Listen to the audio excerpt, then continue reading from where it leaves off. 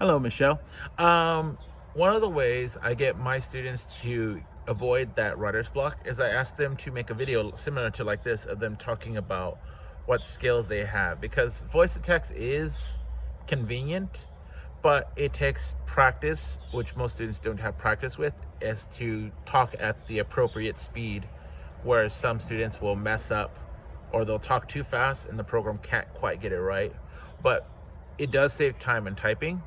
But one way I found useful is, since it is a personal statement, they have time to write it. They don't have to necessarily write it on the spot.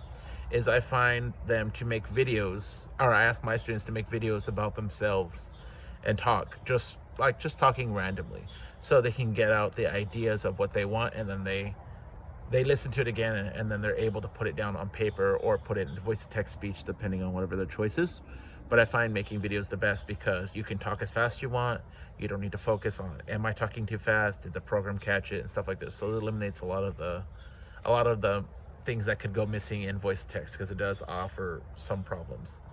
As for using Subway Surfers, I haven't seen that video, but I do get what the teacher is going for, because she's trying to keep the students' attention spans on this particular thing, because I do use games in my classroom also, but I don't use Subway Surfers. But I can see ways of how to use it in class, like, oh, I could play the game, and then when the students get the answer wrong, I can just miss the target or whatever, or I can ask a few questions and then let the students play the game, and then pause the game, and then ask the students a few more questions. So it's basically rewarding them for answering questions and staying on task. That's the way I could see it in my head. I haven't seen the video yet, but I'm assuming that's the way it's working.